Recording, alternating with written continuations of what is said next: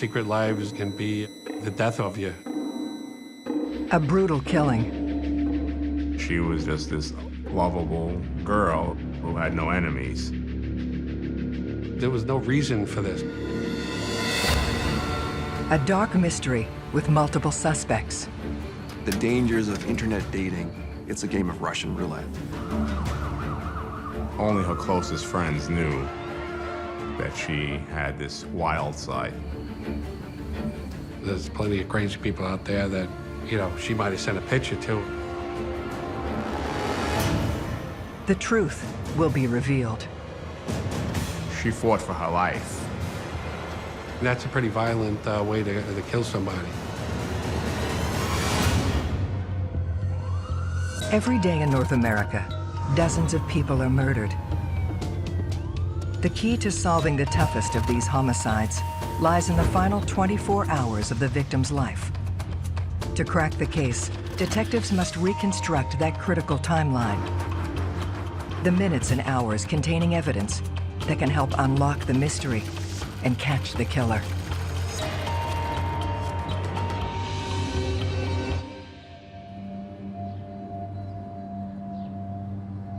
Staten Island's Willowbrook neighborhood. A world away from the hustle and bustle of New York. It's basically like Smallville, USA. The neighborhood itself is made up of a lot of Orthodox Jewish families. On a sunny Saturday, you'll see people walking to the synagogue. Safe, quiet area. But when a mother comes home one night after work, she finds it far too quiet. Seema Posse came home around 7 p.m. that night.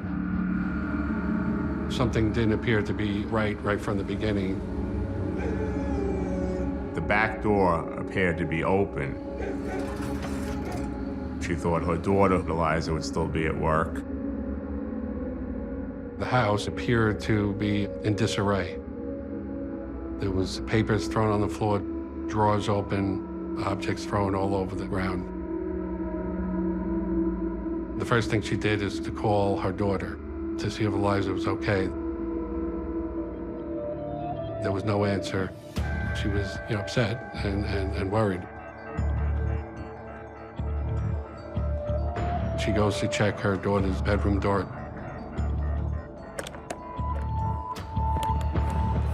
It's locked. She panicked. She ran outside. She called 911 and waited for the police to come. She felt that something bad happened, and then she didn't want to see that by herself. NYPD Detective Michael Kenny is called to the scene. When the police come in, they break down the door.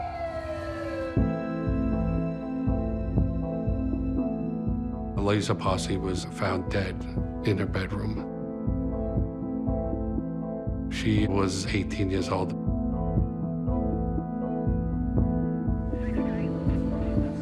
Once the police told Seema what had happened to Eliza, she just started shrieking, screaming, like people who didn't even know what was going on were coming out of the houses to see what was going on outside.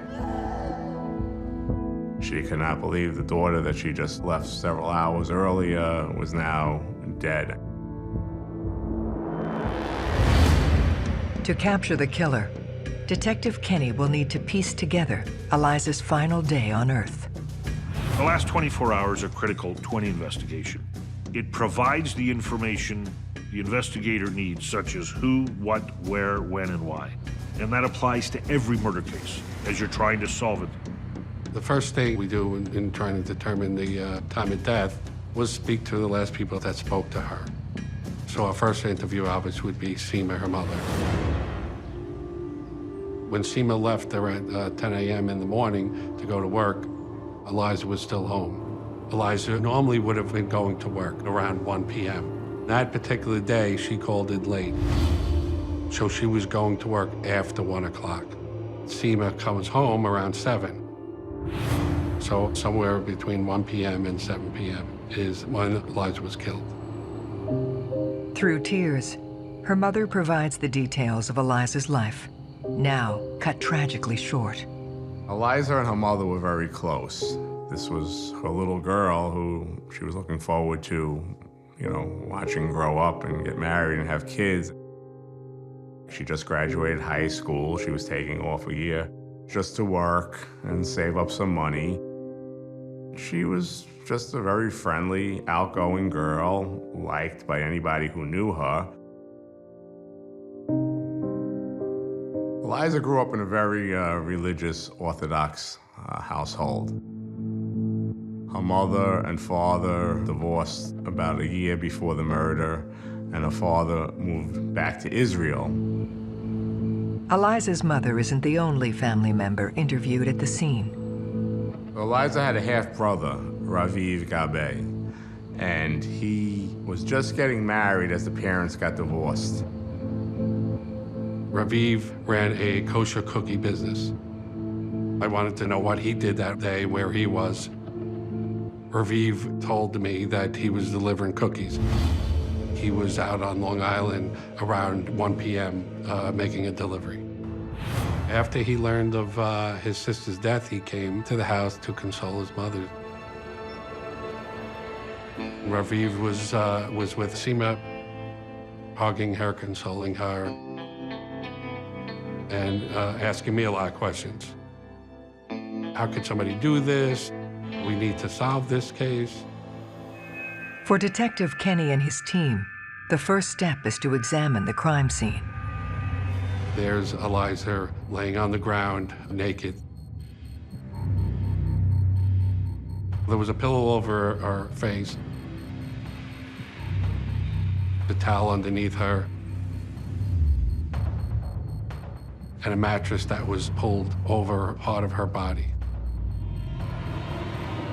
Her hair was wet still, so they were theorizing that she would have just come out of the shower. But it almost appeared that she was placed there. It looked like there was some bruising on the face. There wasn't a lot of trauma to the neck. Suffocation is one of those types of murder that requires the victim to be overpowered by the assailant. It is not a death that is easily accomplished if the victim is able to fight and struggle, and therefore it can take a prolonged period of time, and there's an element of pain and suffering. But this person overpowered Eliza pretty quickly, but you would think it would be a male, somebody bigger and stronger than she was. She was in a state of undress, which automatically you have to entertain the possibility that there was sexual assault or sexual activity. We fingerprinted all the areas that we could.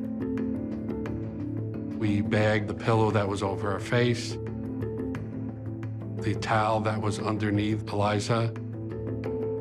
There was a spot or two of blood on the towel. And they discovered some skin under her fingernails. Of course, they scraped that and sent that to the lab also to check for DNA. When investigating a crime such as this, you want to throw a wide net and try to collect as much evidence and data as possible. We knew that ultimately some DNA would be coming back from Eliza, whether the blood stain or the stuff under her fingernails. I felt early on that anybody I spoke to, I would take a DNA swab. But processing this evidence takes time. The CSI effect, as it's known, has altered the public's perception of how long things take. Crimes are not solved in 2 hours. It takes hours and hours of examining evidence and analyzing test results that come back. Obviously, you're not going to stop an investigation and just wait till it comes back. This was a high-profile case, and the pressure to solve this case was strong. Detectives work to uncover what brought the killer into the Parsees' home. There was a few possibilities in how Eliza was killed.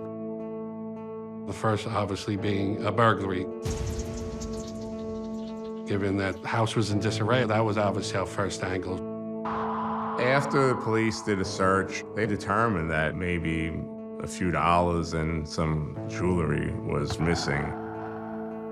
If you're breaking into a house to steal spare change and the homeowner comes in, what the burglar is thinking is, I can try to run away, but I may not make it. And if I don't make it, then I'm going to jail for a long time. And so they make a split-second decision and they commit a murder. In this particular case, it appeared that somebody entered through the rear door. The first thing you want to check is people's MOs. Is there a pattern? Is there a particular person that's going around, going through unlocked back doors? Detectives canvass the neighborhood, looking for a lead. They discover a community in shock. It's not a place where you get murders. But here you have a girl who everybody might have saw the day before, waving, saying hi. And now they find out that she's dead in her own bedroom. I mean, they just couldn't fathom it. This is something you see on the 6 o'clock news in another neighborhood, not in their backyard. It's also a neighborhood where neighbors look out for each other. If there's a stranger, people take notice. Looking at the window from 1 p.m. to 7, the neighbors did identify this particular group of landscapers that were in that vicinity at the window where Eliza could have been killed. That would be the opportunity if there's a bunch of people cutting lawns. Nobody would take a second look if somebody was to walk down into the driveway, go in the back of the house, and try doors. There was 5 young men.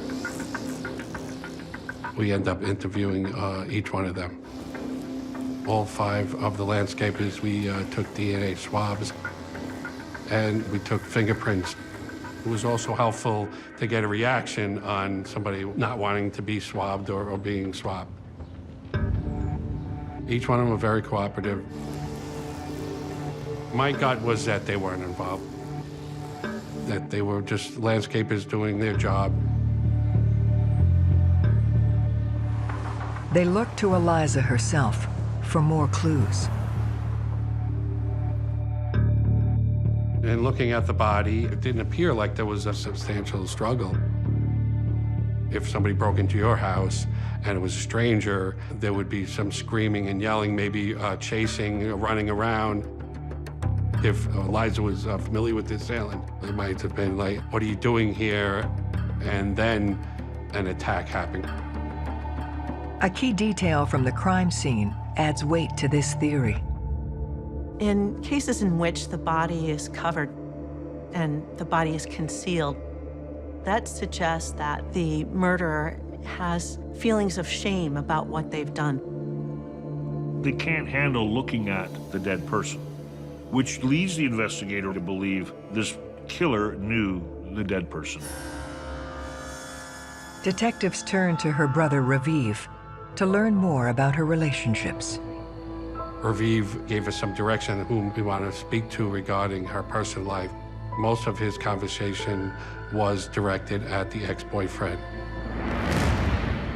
He insisted that we look at him,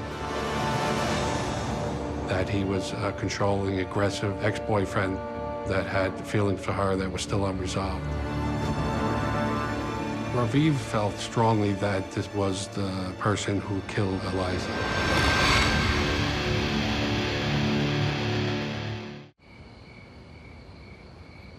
The troubled history between Eliza Parsi and her former boyfriend Marique has caught the attention of the NYPD. She had broken up with him a little while before, and he did not take it well. On surface, it's just a couple of teenagers breaking up. This was a little more intense. She was this Jewish Orthodox girl, and he was a Muslim, came from a Muslim family, so some people wondered if that's the reason why she broke up with him. The families didn't really want them together in the first place. He started to stalk her, follow her to work, follow her after work, seeing where she was, who she hung out with. He just wouldn't take a no from her. There was one time when he even broke in.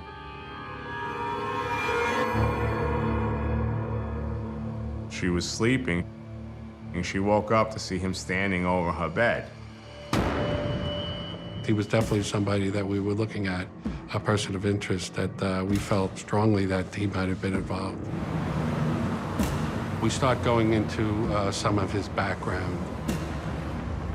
We came to understand that he had some sort of business connections with fake handbags. He was somewhat of a quasi-criminal. He wasn't an altar boy, so to speak.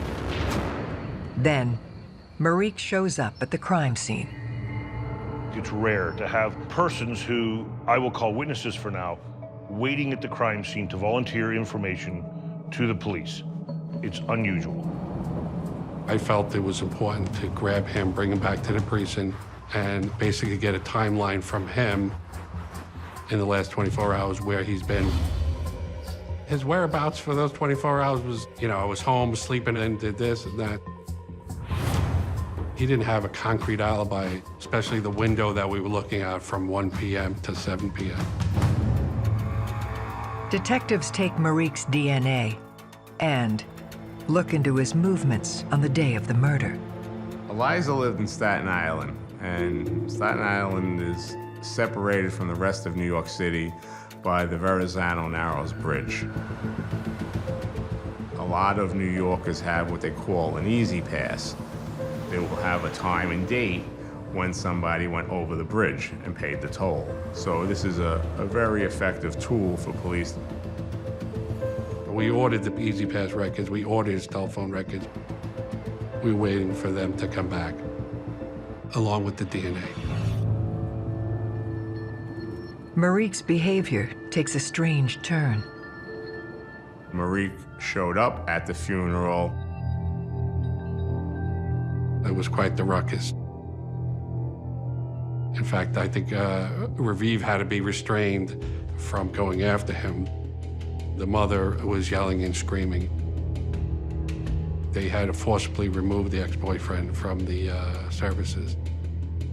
For the ex-boyfriend to go to the funeral, from my perspective, there's be a couple of reasons. Number one, he wanted to go to appear that he was grieving Eliza just like everybody else. He also might have wanted to go to see other people's reaction, what information he might be able to gather from the conversations at the service. Staying close to the investigation could be a reason to be there. He was a constant person of interest.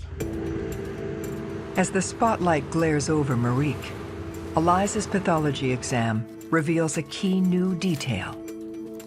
It was determined that she was, but it was determined that she recently had consensual sex with someone. One of the angles that they're normally going to look at is talking to Eliza's friends to get an idea of the person that died. And in the conversation, they let us know there was this kind of secret life that Eliza was living. Only her closest friends knew that she had this wild side to her, where she would go into clubs in the city, and sometimes she would meet somebody that night. And to the people on the block or her neighborhood, that was probably just as shocking, if not more, than the murder itself. She had a very solid community of people that were the same as her. And, at 18 to say, you know what, let me go into the city, find somebody different, find somebody more fun. There's a certain maturity to think of that and want to explore outside your own little community. But Eliza was doing more than frequenting clubs. We found that Eliza was meeting people on the internet and having sexual encounters with the people that she met.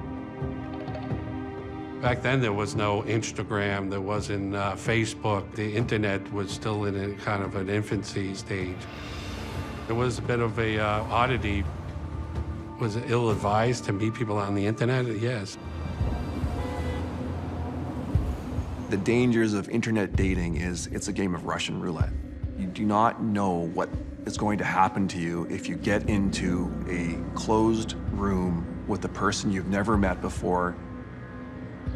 There's plenty of crazy people out there that she might have sent a picture to, and that was enough to try and track her down.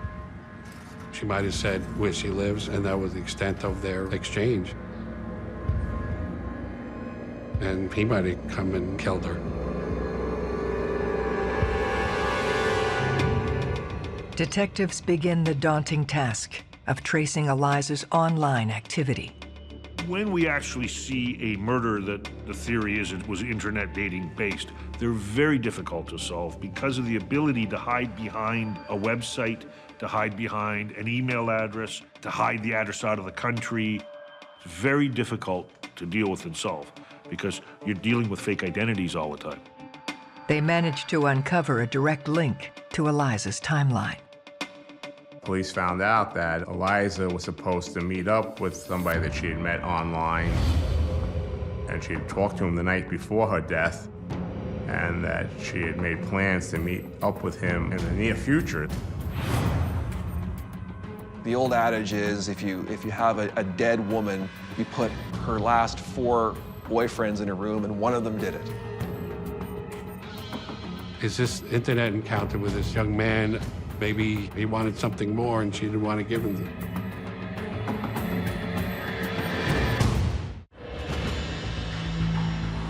it? Detectives hunting Eliza Parsi's killer have a new person of interest, a man she met online. Nobody was calling us and say, by the way, I also met Eliza on the internet, and we were intimate. So we had to do our due diligence and find this young man. Eliza's communication with him reveals another key detail. The day before she was killed, he did meet with her after 10 o'clock when Seema left. They were sexually active. What she would do is, her mother had a pretty set schedule, so she knew when she would leave and come back. She would have people come over to her house, and instead of coming in through the front, she would leave the back door open, and this way no one would see them. I don't know if that was a daily thing, if he would have came back the next day at 10 o'clock. He would have been somebody that was familiar with the area, familiar with the place, familiar with when mom's not home. So he would definitely fit in the timeline of when she was killed. In order to speak with him, they must first track him down. We had some forensic detectives taking IP addresses and matching them with people. They trace the young man to a home in Brooklyn. Police bring him in for questioning. If you've communicated with a person on a computer, there's no way of hiding that. And there will never be a way for you to deny that. Full stop. He was cooperative. He was forthright that he did know her, that he did meet her, that he'd been to the house, how it was coordinated. You know, he waited for her sometimes. If he was there too early, he would have to walk around the block. He knew the mother's car. He would have to wait to see to make sure that they didn't cross paths. He was very forthright regarding the relationship, that it was a secret relationship, that they met on the internet, that there was only a couple of encounters. When I told him that she was murdered, he was obviously upset. He was surprised. But he did say that he did not meet her on the day she was killed. All this stuff was information that he gave me freely, and he also freely gave me his DNA. We ordered the Easy Pass records. We ordered his telephone records. I didn't feel that he was a person of interest. Investigators continue to scour Eliza's digital history. For each person that we identified and she met on the internet, I would go through a timeline. And I would have them do the 24 hours, what they did, where they were, who they were with during that time, how they knew Eliza. And obviously I would take a DNA swab of each one of them. In interviewing each of the person that we identified, I didn't have a specific feeling that any one of them was a person of interest. They seemed to be people that were involved. They were looking at these people, but no one was ruled out. Eliza's murder was not your typical homicide, but the detectives that work it, they were very dogged. That's the thing with homicide detectives. You know, they take it personal. It's almost like one of theirs, one of their family, and they work, you know, it seems like they work that much harder. When this one, they left no stone unturned, all while waiting for the DNA to come back. As police quietly investigate Eliza's secret life, the press is making it public. I went from a burglary to now here's a young, pretty girl who might have been caught up in some kind of sexual encounter, and you know that gets the press a little more interested. It was an unfair dramatization of what what's going on. I personally felt bad about that. I did get phone calls from Seema, asking me, and she found that out from the news. It wasn't fun to tell the mother that she learned from the news that her daughter, who was 18, was sexually active with strangers. It wasn't a comfortable conversation. When Eliza was 18, my daughters were like 15, 16. Every once in a while, those things can creep in. You can say, oh, my daughter, is home alone at times. But you have to be able to separate your professional from your personal life.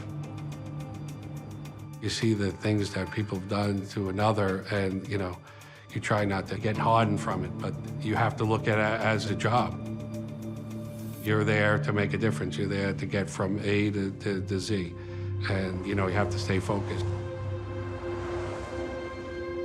This focus leads to detectives uncovering her name on a police report. This kind of secret life that Eliza was living, unbeknownst to her mother and her brother, had its consequences. She made a report that she was sexually assaulted. She left the bar in Harlem and went to an apartment, and when she woke up, there were several naked men standing over her. Could have one of these 4 or 5 assailants looked for retribution towards her for this assault? I didn't do anything, and you're causing trouble for me. I don't want to be arrested, and I'm going to now kill you.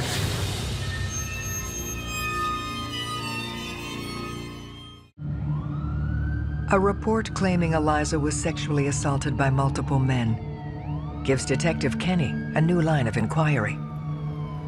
I think this kind of alternate lifestyle that she was at a young age of 18 had its consequences. And this was obviously something of interest for us as to what might have caused her demise. But tracking them down will be an uphill battle. Police investigated it, but they were not able to arrest anyone. It wasn't like all of a sudden, this is it. We found out that she made a complaint that she, and these are the people. There were so many different layers, so many aspects. But you always have to follow wherever investigation goes. You're not going to discount anything. Obviously, then I had to follow through with that and find out who she met and how she had contact with these people. You as a police officer have to be aware of that at the time, that if there are other suspects, you must investigate them. It's part of your job. You can't be totally tunnel visioned on the one person and only that person. If these branches take you away, you have to investigate it. As detectives search for the identities of the men who assaulted Eliza, the DNA results come back and open up an entirely new direction. The first phone call I get from the medical examiner's office is that the DNA results ruled out any of the males that she met on the internet, the landscapers. It ruled out the boyfriend, the ex-boyfriend. To my surprise, the DNA that is found on the towel was that of a relative, of a male. The only male relative they had was the half-brother. Raviv Gabe. To me, it wasn't like, oh, we got the person. It was that, could have been the blood was left because he had a bloody nose the day before and they just didn't clean the towel. DNA can be a very helpful investigative tool in that it may cause investigators to look at someone that they had not considered before, that they may want to investigate what their activity was the last 24 hours and how that related to the victim's activities. Detectives work to understand how Raviv fits into the timeline of the homicide. When I originally spoke to him and asked him where he was, what he was doing that day, he said he was out in Long Island making a delivery. We just started to break down where he said he was at what particular time. So we ordered his Easy Pass records. Once we get the records, we'd be able to get a photograph. As you go through the toll, he takes a picture. They're what they call robbery cameras. So anybody that comes onto the island, we can basically have a picture of who was in that car. He had a very unique delivery truck. We had photos of him coming over the Verrazano in around 1 o'clock. Now, Raviv is a person of interest. Why would he say he was somewhere else at the window where she was apparently killed? This gives them enough for a warrant to examine Raviv's cell phone records. I carry my cell phone everywhere I go. If you go to my cell phone provider, you will find that the cell phone towers were going off in the area I'm telling you I was in. Depending on what you've got turned on your phone, you can be placed down within 2 or 3 yards of where you actually were at any given time. And unless it's a great coincidence that I just happened to be within 10 square yards of where the murder took place, and I had a motive and opportunity to do it, my cell phone is going to clear me. When we got his cell site information puts him in Staten Island in and around 1 p.m. We knew exactly where Raviv was at any given time. 1:30, we have him in the area of the house. And then right on the corner around 2:10, so why would he lie? Raviv's timeline gives him means and opportunity. Next comes the search for motive. About a year or so before the murder, Raviv got married. And as a wedding gift, the family gave Raviv the business, delivering the cookies to the grocery stores.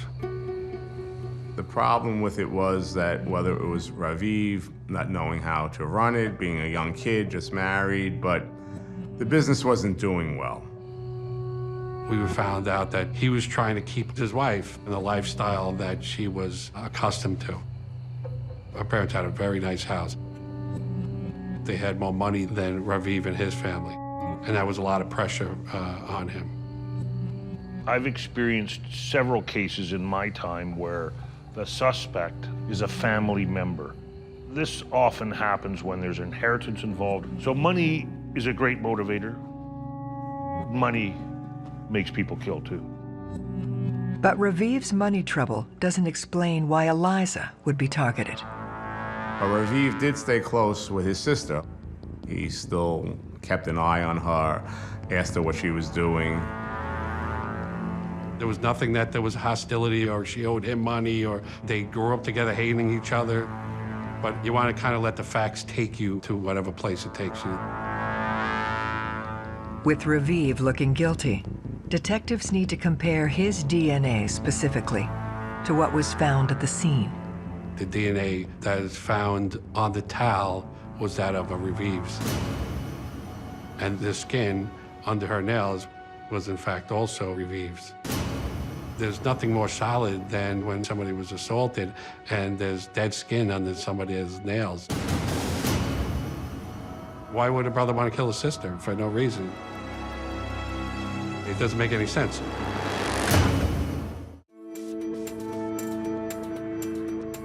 Detective Michael Kenny is convinced Eliza's half-brother is the one who killed her. but concerns over a conviction still remain. I have to go back at some point and tell the mother that your son killed your daughter, and she's gonna want to know why. The best way to know why is to get it from him. So I called Raviv and told him the ex-boyfriend had some other friends that we were looking into, and I don't know who they are. I asked him to come to the precinct and look at some photographs. So he's a little belligerent. He started giving out to me that why he's taking so long, that this case is going on for a month. We all know it was the ex-boyfriend. Why don't you arrest him already? So I have to play along, and I was apologetic. I'm trying my best, but I need your help. To my surprise, he does come in the next day, but he brings his wife. I have his wife sit in one room, and I bring him into an interview room. Armed with a meticulously constructed timeline, Detective Kenny goes in to break apart Raviv's story. I start again asking him about his whereabouts, where he was and when. So he starts answering the questions like normally. But then he starts like, why are you asking me? I thought I'm here to look at pictures. And he is starting getting a little more hostile. They hit him with they knew that he was lying. They knew that he wasn't in Brooklyn at the time of the death. They knew that he was in Staten Island. And they kept pressuring him. Why'd you do this? And he wouldn't crack. He wouldn't say that he did it. It's pretty common for people to deny even with that kind of evidence, just for self-preservation. If the police have evidence that you've done it, and they've got the skills to interview you, they will make you crack in that interview room. Very few people who have committed a crime can withstand a successful police interview. We just laid it all out for him, that we have your DNA, we know you did it, just tell us why you did it. He kept denying, I didn't do it, but I kind of threatened him. I told him, tell me what happened, or I will go out and tell your wife and the community that your sister and that you and then killed her. Because I don't have any other information, and that's as good a story as any. At this point, he started crying. He told us what occurred. He tells me that the business wasn't doing very well. So in Raviv's mind, something that might have been worth a lot of money a couple of years ago as a wedding gift wasn't worth anything. So he felt that he was still owed a wedding gift. He came to find out that his mother came into some money from the sale of a house. He believed it was more than $25,000. So he felt that she was hoarding that money somewhere. So that's why he broke into the house. She caught him in the act, want to know what's going on. The confrontation happened in that hallway and then ended up in her room. The timeline explains moment by moment the tragic events of Eliza's final day and how Raviv's lust for money led him to kill. Mom leaves the house regularly around 10 a.m. every day, leaving Eliza home alone. Eliza calls her boss and lets her know that she's not going to be at work on time, that she's going to come in later. Raviv made some deliveries in Brooklyn, and then he altered his route and headed to Staten Island. He went over the Verrazano Bridge, went to the apartment that he went to many times before, entered through the back door, which he knew was open at times. He already had gone through the downstairs, and he was in the mother's bedroom looking for the money. Eliza's just coming out of the shower with a towel on her, and he's going through drawers. She could have grabbed the phone, I'm calling Mom or I'm calling the police, which would have escalated his anger. She put up a valiant fight. It was all skin under her fingernails, like she fought for her life. And then he took a pillow, put it over her face, took a mattress, and covered her body, and left.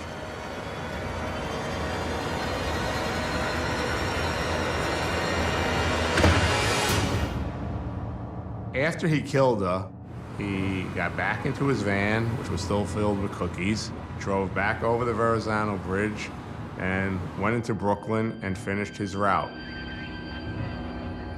He did show up later in the day, and again appeared to be a very upset brother. But it turned out to be just an act. Raviv never found anyone in the house because, unbeknownst to him, that money was spent. So there wasn't any money in the house to begin with. I never felt Raviv had any remorse. Sometimes you'll feel like somebody is telling you what happened as I've been holding this in for so long. It just comes out in kind of a release of guilt and stuff, but I never felt that Raviv had an ounce of guilt. If you define a sociopath as just some lacking regret, I think you'd probably say he's a sociopath. Police charge Raviv Gabe with the murder of his sister. I have to tell a mother that we solved your daughter's murder, but it was your son who did it. So, it was difficult for me to do that. And, when I went to the house and I told her, she was hysterical. She spoke about her daughter and how beautiful she was and all the things that she had going for her in the future that was ahead of her. And how the son that she brought into this family ultimately killed her. On May 2nd, 2006, Raviv pleads guilty to a reduced charge of first-degree manslaughter. He is sentenced to 18 years in prison. 1 year for every year that Eliza was alive. So he had to do the same amount of time in prison. Seema then just started yelling uncontrollably in both English and Hebrew at her son, asking why, or how could he do such a thing?